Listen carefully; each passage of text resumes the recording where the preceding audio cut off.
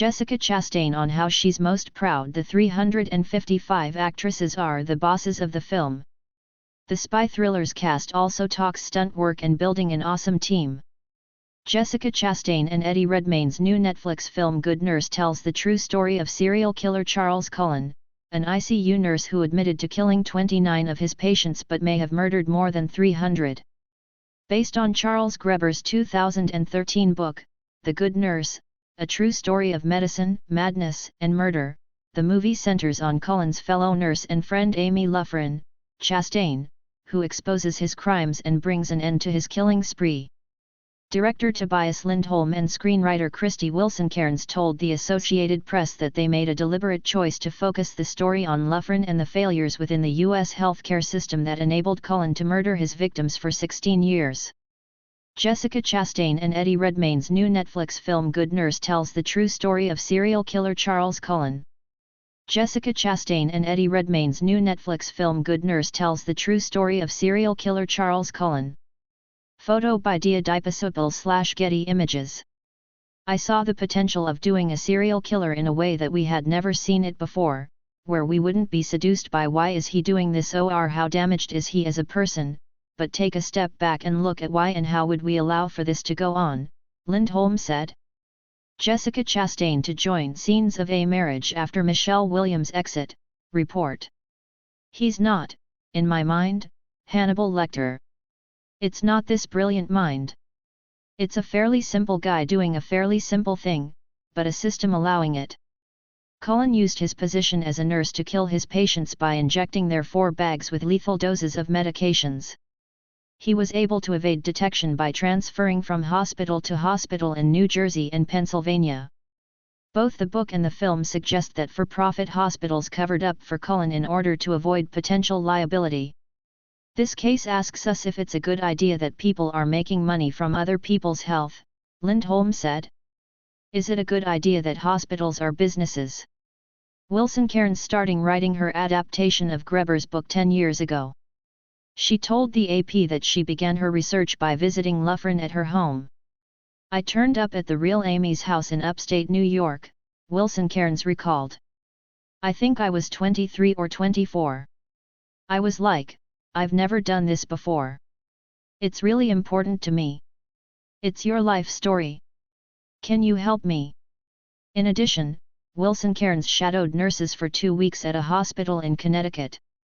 What I found is that the actual healthcare providers, the doctors, the nurses, the radiologists, the anesthesiologists, all these people are incredible and are heroic, she said. They put their lives in a box so they can help save other people. I don't think any of them are paid enough. I think even at 10 times, those nurses aren't paid enough.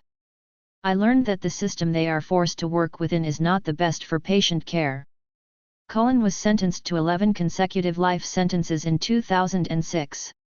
Cullen was sentenced to 11 consecutive life sentences in 2006. John Wheeler/Getty Images. Chastain took inspiration for her portrayal of Lufrin from her conversations with the real-life nurse. In order to depict Lufrin's arrhythmia realistically on screen, Chastain jogged around to get her heart rate up before filming. She also wore an earpiece with a heartbeat that could accelerate while she was shooting a scene. She worked nights so her daughters felt like she was a stay-at-home mom. That's what she kept saying, that her kids saw her when they were awake, Chastain said.